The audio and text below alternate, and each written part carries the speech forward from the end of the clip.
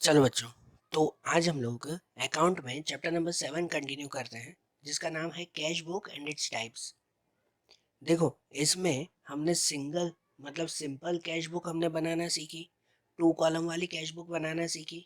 और आज हम लोग इसमें फाइनल एक्सरसाइज का क्वेश्चन नंबर 13 देखते हैं, कि जिसमें हमें 3 कॉलम वाली कैश बुक तैयार करनी है। कौन सी कैश बुक? 3 कॉलम वाली कैश बुक।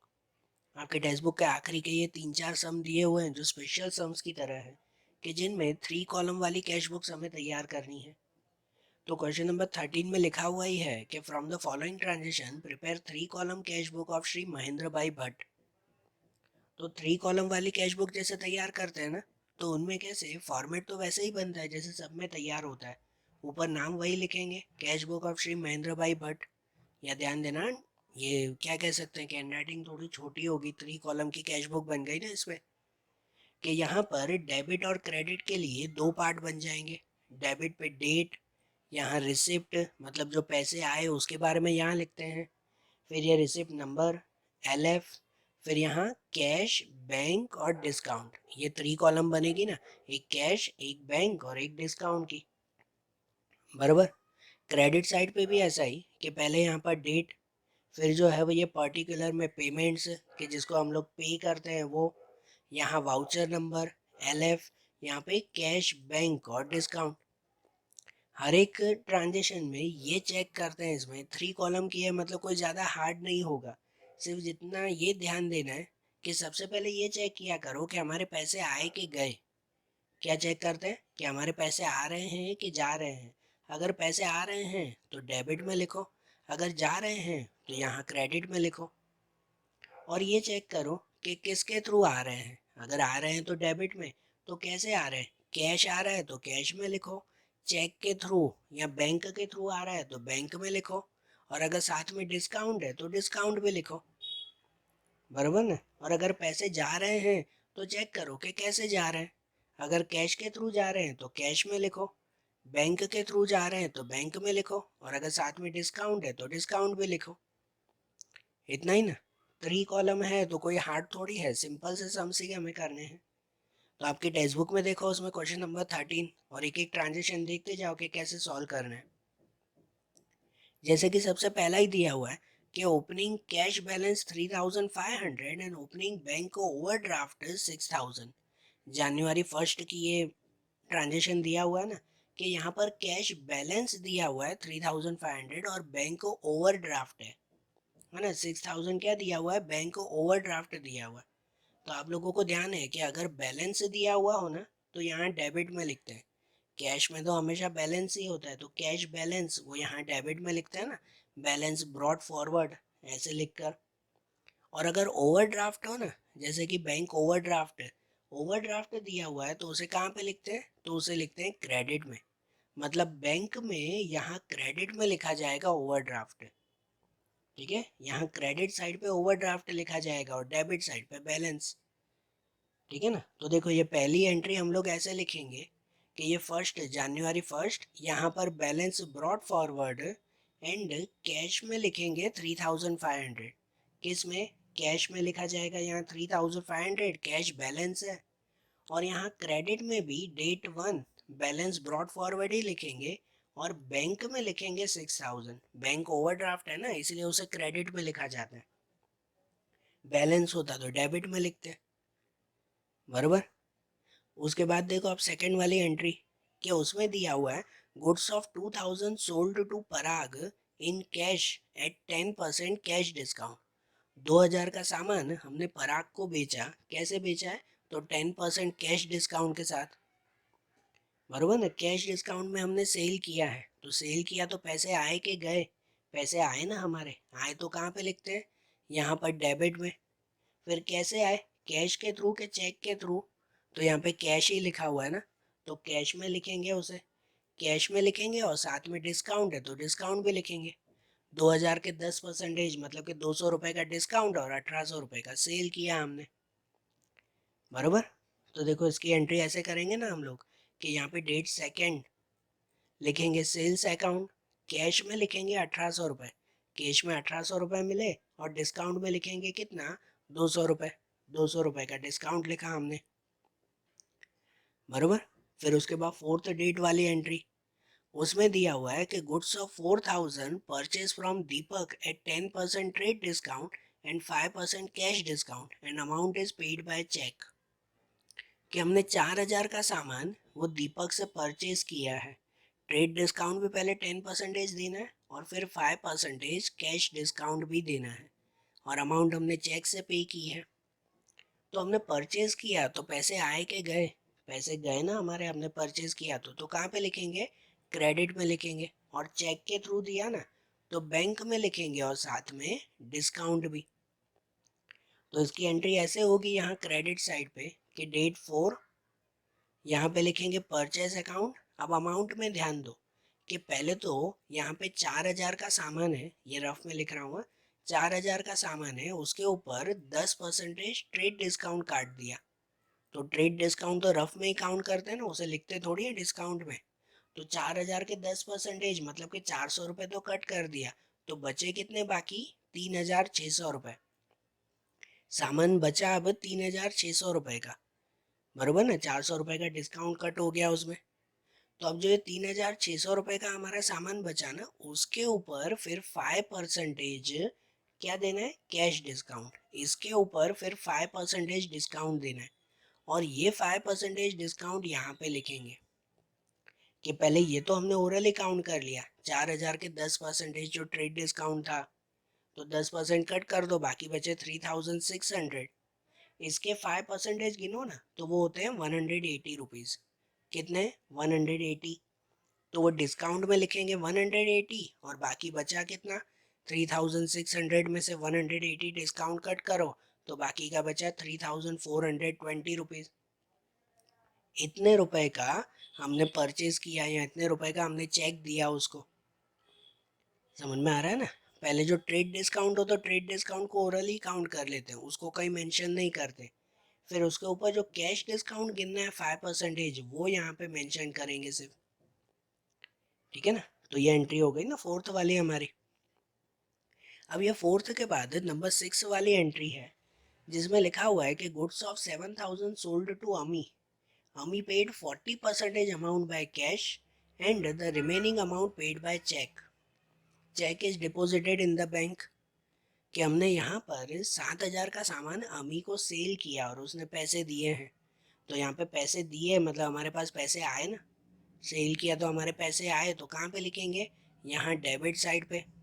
थोड़ा कैश में आया तो थोड़ा चेक के थ्रू, मतलब थोड़ा बैंक में, दोनों में एंट्री करेंगे ना उसमें। तो देखो उसकी एंट्री ऐसे होगी कि यहाँ पर डेट 6 सेल्स अकाउंट में यहाँ पे लिखा हुआ था कि 7000 का सामान है कि जिसके 40% कैश मिले। तो 7000 के 40% अगर गिनोगे ना, तो 2800 रुपये वो कैश में मिला, और बाकी का 60% या बाकी की जितनी भी अमाउंट गिनो तो वो चेक के थ्रू। तो बाकी कितने बचे? 4200 रुपये। 7000 में से 2800 रुपये कैश में, तो बाकी के 4200 रुपये वो किस में मिले? बैंक के थ्रू। ऐसे आ गया ना ये, बरोबर। फिर उसके बाद वाली एंट्री डेट 8 कि cheque of 6000 is received which is issued by Gaurang toward the payment of his old डेप्ट of 6050 which is deposited in the bank. यहाँ पे हमें 6000 का जो है वो चेक मिला, किससे? गौरांग के थ्रू। गौरांग का कोई ओल्ड डेप्ट, पुराना कोई कर्जा था, तो उसने जो है वो हमें पैसे दिए, चेक दिया 6000 का। उससे लेने थे 6050 रुपये, लेकिन उसने 6000 देकर पूरा कर दिया, तो बाकी के 50 रुपये वो उसके लिए डिस्काउंट हो गया, बराबर। और ये भी चेक मिला ना, मिला, हमारे पास पैसे आए, तो कहाँ लिखते हैं? यहाँ डेबिट में। और किस में लिखेंगे? तो ये बैंक में लिखेंगे हम लोग। ठीक है, तो इसकी एंट्री यहाँ होगी ना डेबिट में ही, कि यहाँ डेट 8 में गौरांग अकाउंट लिखेंगे। गौरांग क्योंकि सेल नहीं किया है, कोई पुराना कर्जा हमें मिला है, तो उसका नाम ही लिखा जाता है ना। गौरांग अकाउंट बैंक में लिखेंगे 6000 रुपीज़, हमें चेक मिला इसीलिए, और 50 रुपीज़ डिस्काउंट में, 50 रुपये का डिस्काउंट हुआ उसका। ठीक है, ये डेट 8 वाली एंट्री हुई ना। अब उसके बाद दूसरी एंट्री दी गई है कि salary of 2000 paid by NEFT and ₹5 paid for NEFT charge. Date 12 में दिया हुआ है कि 2000 की हमने सैलरी पे की एनईएफटी के थ्रू, वो नेशनल इलेक्ट्रॉनिक फंड ट्रांसफर, हम लोग जो है वो ओसी में पढ़ते हैं ना, ऐसा इको एंड ओसी में, कि एनईएफटी के थ्रू हम लोगों ने सैलरी पे की है। और एनईएफटी के थ्रू पे करते हैं तो उसके चार्जेस लगते हैं, कितने, 5 रुपए चार्जेस। ये चार्ज लगे हैं, डिस्काउंट नहीं है, उल्टा पैसे ज़्यादा देने पड़े। तो यहाँ पर पैसे गए हमारे, तो कहाँ लिखते हैं, क्रेडिट में। और एनईएफटी के थ्रू ना, तो एनईएफटी के थ्रू मतलब बैंक में लिखेंगे कि हमारे बैंक में से कट हो जाएंगे पैसे, बराबर। तो इनकी एंट्री इस तरह से करेंगे, यहाँ पर क्रेडिट साइड पे लिखेंगे कि डेट 12 में ही दो एंट्रीज हो गया, कि वो चार्जेस भी तो लगे हैं ना, कि पहली एंट्री होगी सैलरी अकाउंट, कि जिसमें लिखेंगे 2000 रुपीज़ बैंक में, 2000 की सैलरी। और दूसरी उसी डेट में एंट्री होगी एनईएफटी चार्जेस, जो चार्जेस लगे हैं वही बैंक में ही लिखेंगे, बैंक में से ही चार्जेस कट होंगे, कितने, 5 रुपीज़। देखो भले 5 रुपए हैं, इतनी कम अमाउंट है तो उसके ऊपर ना हंसना है और ना ही उसे जो है वो छोड़ देना है, ठीक है। 5 रुपए की अमाउंट भी है तो अकाउंट में हर एक एक रुपए का हिसाब लिखा जाता है, तो भले 5 रुपए के चार्जेस हुए तो वो चार्जेस भी लिखेंगे ना, बरोबर। तो ऐसे दोनों आएगा ना कि 2000 की सैलरी दी, साथ में 5 रुपए के चार्जेस भी हुए उसमें।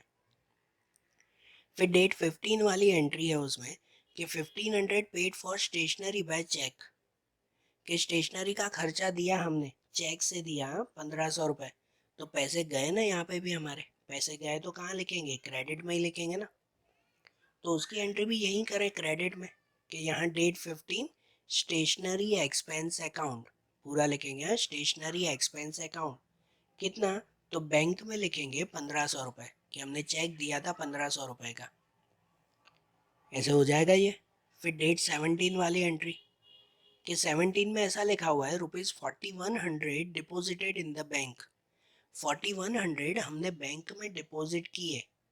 अब ये पहले भी बहुत बार आया है कि जब भी बैंक में डिपॉजिट करो, इसका मतलब ये एक तरह की कॉन्ट्रा एंट्री हो गई, यहाँ कोई फ़ायदा नुकसान नहीं हुआ, बस जो बिजनेस में पैसे पड़े थे उसे उठाकर हमने बैंक में डाल दिए, ऐसा हुआ ना, तो ये कॉन्ट्रा एंट्री कहलाती है ना। जब भी कॉन्ट्रा एंट्री हो ना, तो यहाँ पर बैंक और कैश दोनों में इफेक्ट होता है, तो दोनों का इफेक्ट एक एक करके चेक कर दिया करो तो एंट्री समझ में आ जाएगी। कि जैसे पहले बैंक में चेक करो कि भाई बैंक में पैसे बढ़ेंगे या कम होंगे। हम अगर बैंक में भरने जाएंगे तो बैंक में पैसे बढ़ेंगे ना, तो मतलब बैंक के डेबिट में लिख देते हैं, बैंक के डेबिट में लिख देंगे 4100। और कैश में चेक करो कि हमारा कैश बढ़ेगा या कम होगा, हम लोग बैंक में रख के आएंगे तो हमारा कैश कम हो जाएगा ना, कैश कम होगा तो उसे कहाँ पे लिखेंगे, तो उसे यहाँ लिखेंगे क्रेडिट में हम लोग, ठीक है। कैश कम हो जाएगा तो उसको क्रेडिट में लिखेंगे हम लोग, ऐसे दोनों साइड पे एंट्री आएगी ना, बैंक में भी और कैश में भी।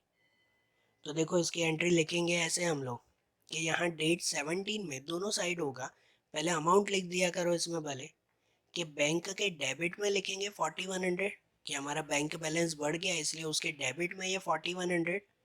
और नाम क्या लिखेंगे, तो नाम लिखेंगे कैश अकाउंट, क्या लिखा जाएगा नाम में, कैश अकाउंट लिखा जाएगा, और यहाँ पे सी लिख देते हैं कॉन्ट्रा एंट्री, ठीक है। बैंक के सामने बैंक का ही नाम नहीं लिखते, वहाँ कैश अकाउंट लिखेंगे। और वैसे ही यहाँ क्रेडिट में, तो क्रेडिट में कैश गया ना हमारा, कैश गया तो ये 4100 कैश में लिखेंगे।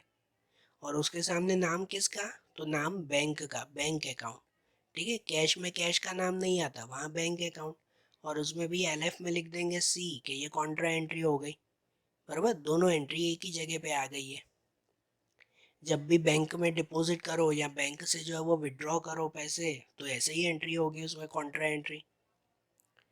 तो ये 17 एंट्री हो गई। उसके बाद 20 डेट वाली एंट्री, उसमें लिखा हुआ है as more fund are required in the business, personal vehicle of 10,000 sold for 8,000 and 7,000 is brought in the business. यहाँ पे ऐसा लिखा हुआ है कि हमें ज़्यादा पैसों की ज़रूरत थी, इसी वजह से घर का कोई व्हीकल था 10,000 का, वो हमने 8,000 में बेच दिया, और उसमें से 7,000 रुपये हम लोग बिजनेस में लेके आए। तो जब ऐसी ट्रांजेक्शन हो ना, तो इसमें और कोई चीज़ नहीं देखनी है, बिजनेस में कितने रुपए आए वो बात करो, कि बिजनेस में तो 7,000 रुपये आए ना, और कुछ तो नहीं ना। तो बिजनेस में 7,000 आए तो हमें खाली 7,000 की ही एंट्री करनी है, बाकी कोई एंट्री की फिलहाल ज़रूरत नहीं है। ठीक है, तो इसीलिए वो 7,000 आए तो उसे कहाँ लिखेंगे, डेबिट में लिखेंगे, कैपिटल अकाउंट करके लिखेंगे कि ये घर के पैसे आए हैं तो इसलिए कैपिटल अकाउंट। तो देखो इसको डेबिट में ऐसे लिखेंगे, यहाँ पर डेट 20, नाम में कैपिटल अकाउंट, और कैश में लिखेंगे 7,000 रुपीज़, कि 7,000 रुपीज़ कैश आया हमारा, बराबर। ये हो गया। उसके बाद 23 डेट वाली एंट्री, उसमें दिया हुआ है 6,000 withdrawn from bank for the payment of school fees of his daughter, कि 6,000 रुपये बैंक से निकाले हैं अपनी बेटी की स्कूल फीस भरने के लिए। तो ये अपनी बेटी की स्कूल फीस भरने के लिए मतलब ये तो घर का खर्चा हो गया ना। और कोई भी घर का खर्चा हो तो उसके लिए हम लोग क्या लिखते हैं, उसके लिए लिखते हैं ड्राइंग अकाउंट। घर का खर्चा होता है ना तो उसे ड्राइंग अकाउंट कहते हैं, और कोई नहीं, बराबर। तो बैंक से हमने पैसे निकाले हैं मतलब हमारे पैसे गए ना, बैंक बैलेंस कम हो गया ना। और बैलेंस कम हो जाए तो कहाँ पे लिखते हैं, यहाँ क्रेडिट साइड पे लिखते हैं। क्रेडिट साइड बैंक पे लिखेंगे कि हमारा बैलेंस कम हो गया, कितना, तो यहाँ जो अमाउंट दी गई है ना, कितने 6,000 रुपीज़ हमने विड्रॉ किए हैं। तो यहाँ पे इस साइड पे एंट्री करेंगे हम लोग डेट 23, यहाँ पे लिखेंगे ड्राइंग्स अकाउंट, और बैंक में लिखेंगे ये 6,000 रुपीज़, बराबर, कि हमने घर के खर्चे के लिए बेटी की फीस भरने के लिए 6,000 रुपये निकाले। ओके, फिर डेट 25 वाली एंट्री, कि 25 वाली एंट्री में क्या दिया हुआ है, 500 paid for the shop rent, कि शॉप रेंट, दुकान का खर्चा, दुकान का भाड़ा देने के लिए 500 रुपये हमने पे किए। तो यहाँ पे भी पैसे गए ना हमारे, पैसे गए तो कहाँ लिखेंगे, कि उसे भी जो है वो क्रेडिट में ही लिखा जाएगा यहाँ पर, और कैश में लिखा जाएगा। यहाँ पे कोई मेंशन नहीं है ना, चेक नहीं दिया है, तो कैश में ही लिखेंगे। तो इसी साइड एंट्री करें यहाँ पर कि डेट 25 रेंट अकाउंट, और कैश में लिखेंगे 500 रुपीज़, बराबर।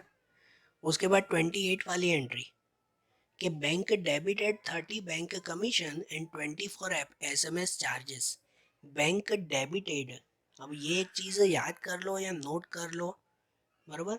डेबिटेड लिखा हुआ हो ना तो इसका मतलब कि बैंक ने हमारे अकाउंट में से पैसे कट कर दिए हैं। क्या किया है, पैसे कट कर दिए हैं हमारे अकाउंट में से, ठीक है ना, वो डेबिटेड कहलाया। और अगर क्रेडिटेड लिखा हो ना मतलब बैंक में अमाउंट बढ़ाई है, उन्होंने पैसे डाले हमारे। तो यहाँ पर जो ये दिया हुआ है कि बैंक कमीशन के और SMS चार्जेस के 30 रुपये और 20 रुपये उन्होंने डेबिट कर दिए, मतलब कट कर दिया। कट कर दिया मतलब क्या, कि हमारे पैसे गए, और पैसे गए तो कहाँ पे लिखेंगे, तो हम लोग लिखेंगे यहाँ पे क्रेडिट में। क्रेडिट में बैंक में ही लिखेंगे कि कमीशन के और SMS चार्जेस के दोनों के पैसे गए हमारे। तो यहाँ क्रेडिट साइड पे ऐसे लिखा जाएगा, 28 डेट की एंट्री दोनों अमाउंट लिखेंगे ना, कि 28 में ही दोनों लिखेंगे, कमीशन अकाउंट, कमीशन, और उसके सामने लिखेंगे 30 रुपीज़, और यहाँ SMS चार्जेस और उसके सामने लिखेंगे ये 20 रुपीज़। ऐसे लिखा जाएगा ना ये, बराबर। 28 वाली ये दोनों एंट्रीज हो जाएगी। 28 के बाद दूसरा 29 में दिया हुआ है कि 5,000 डिपॉजिटेड इन द बैंक, कि बैंक में 5,000 रुपये हमने डिपॉजिट किए। हमें फिर से आया डिपॉजिट किए, तो ये जो किया था ना 4100 डिपॉजिट किए थे, तो कॉन्ट्रा एंट्री की थी हमने, इसमें भी सेम वही कॉन्ट्रा एंट्री आएगी कि यहाँ पर बैंक बैलेंस बढ़ेगा तो बैंक के डेबिट में लिखेंगे, और कैश कम हो जाएगा हमारे बिजनेस में तो कैश के क्रेडिट में लिखेंगे हम लोग। ऐसे लिखेंगे ना ये 5,000 रुपीज़। तो इनकी एंट्री जो है वो यहाँ पे किया जाएगा कि देखो यहाँ पर सबसे पहले बैंक के डेबिट में लिखेंगे ये 5,000 रुपीज़, कि बैंक बैलेंस बढ़ गया, और नाम में क्या लिखेंगे, कैश अकाउंट 29 डेट और कैश अकाउंट। यहाँ पे फिर से C लिख देंगे कि ये कॉन्ट्रा एंट्री हो गई। वैसे ही यहाँ पे कैश के क्रेडिट में लिखेंगे 5,000 रुपीज़, कैश के क्रेडिट में 5,000 रुपीज़ लिखा जाएगा। और दूसरा यहाँ पर नाम लिखेंगे bank account, date 29 bank account, cash के सामने बैंक, और LF में क्या लिखेंगे, तो ये C कॉन्ट्रा एंट्री। ऐसे हो जाएगी ना, ये सब एंट्रीज हो गई ना एक एक करके कंप्लीट। अब सब एंट्री हो गई ना, तो आखिरी में लास्ट में ये मेन इनका क्लोजिंग देखते हैं कि अब ये क्लोजिंग कैसे करना है हमें। तो अगर हमें ये क्लोजिंग देखना है ना, तो उसके लिए क्या करते हैं, एक एक करके कैश, बैंक, डिस्काउंट एक एक करके क्लोज करेंगे। सबसे पहले कैश में है कि किस साइड का टोटल ज़्यादा है, कि इस साइड का कैश में तो हमेशा डेबिट का ही टोटल ज़्यादा होता है, तो इसका टोटल पहले यहाँ पे लिखेंगे ना लाइन करके, कि जैसे यहाँ पे ये लिख दिया हमने इसका टोटल कितना, तो ये 15,100 रुपये, ठीक है, 15,100 इस साइड का टोटल। तो यहाँ जो टोटल है ना, देखो इतने सारे सम हो चुके हैं, हर एक में वही प्रोसीजर ही करते रहेंगे कि यहाँ जो टोटल मिला हमें वही टोटल यहाँ पे भी कैश में लिख देंगे कि यहाँ पे भी उतना ही टोटल हुआ। कितना लिखेंगे, तो ये 15,100 यहाँ पे भी लिख देंगे, और ये 15,100 में से इतनी अमाउंट हम लोग माइनस करेंगे कि भाई इतने पैसे हमारे आए थे और उसमें से ही इतने रुपए गए। तो ये 15,100 में से ये अमाउंट माइनस करोगे तो ये बीच में हमें नंबर मिलेगा कि अब कितने रुपए हमारे बचे, कितना बैलेंस बचा, वो यहाँ पे नंबर मिलेगा ना। तो 15,100 में से ये सब अमाउंट माइनस करो, तो बाकी का बचेगा हमारा ये अमाउंट कितना, तो 5,500 रुपीज़। कितना बचेगा, 5,500, जिसे लिखेंगे बैलेंस कैरी फॉरवर्ड। ये बैलेंस कैरी फॉरवर्ड ना, कि इसे आगे कैरी करेंगे कहाँ पे, तो अगले मंथ में। ये जनवरी है तो फरवरी मंथ में अब यही बैलेंस लेके जाएंगे ना, बराबर ना। तो ये कैश की क्लोजिंग हो गई ना, इतना बैलेंस बच गया कि आखिरी में इतना कैश हमारे पास पड़ा हुआ है। अब बैंक में एक बार चेक करते हैं कि भाई डेबिट का टोटल ज़्यादा है या क्रेडिट का, उसमें कोई भी हो सकता है। कैश में तो हमेशा डेबिट का ही टोटल ज़्यादा होता है। बैंक में एक बार ओरली चेक कर लिया करो कि किस साइड का टोटल ज़्यादा है, डेबिट या क्रेडिट। तो इसमें भी डेबिट का ही टोटल ज़्यादा है। अगर डेबिट का ही टोटल ज़्यादा है मतलब बैंक बैलेंस हुआ। अगर क्रेडिट का टोटल ज़्यादा होता ना तो आखिरी में बैंक को ओवरड्राफ्ट बचता। तो यहाँ पे इस साइड का ही टोटल ज़्यादा है, तो यहाँ पे इसमें भी पहले वैसे ही टोटल लिख देंगे ना कि कितना आया टोटल इसका। इसका टोटल आया 19,300 रुपीज़, बराबर ना। 19,300 ये इसका टोटल ना। अब यही टोटल वो यहाँ पे भी लिख दिया जाएगा कि इसका इतना टोटल है, कि यहाँ पे भी ये लिख दिया जाएगा कितना, तो 19,300 रुपीज़। और ये 19,300 में से ऊपर की ये सभी अमाउंट हम लोग माइनस करेंगे। ऊपर की ये सभी अमाउंट माइनस, तो ये अमाउंट माइनस करें तो बाकी का अमाउंट यहाँ पे बच जाएगा ना, बैलेंस पता चल जाएगा ना हमें। समझ रहे हो ना, 19,300 में से ये सब माइनस करो तो बचेगा यहाँ पे बैलेंस, कि कितना बैलेंस बचा, तो वो बैलेंस बचा यहाँ पर ये 325 रुपीज़। कितना, 325 रुपीज़ ये बैलेंस बचा, ठीक है। तो ये कैश का बैलेंस मिल गया ना, इतना आखिरी में बचा हुआ है, और बैंक का इतना बचा हुआ है 325। अब डिस्काउंट में, तो डिस्काउंट में बैलेंस ढूंढने की जरूरत नहीं होती। डिस्काउंट में तो खाली आप दोनों साइड का टोटल करके लिख देते हैं, ठीक है ना। ये कैश और बैंक का बैलेंस आगे के महीने में लेके जाते हैं, कैरी फॉरवर्ड करते हैं, जबकि डिस्काउंट का बैलेंस थोड़ी कैरी फॉरवर्ड करते हैं। तो इसलिए उसका तो खाली टोटल लिख दो, तो उसमें दोनों साइड का अगर टोटल कर देना तो ये टोटल हो जाएगा, जहाँ डेबिट साइड में 250 और ये क्रेडिट पे 180।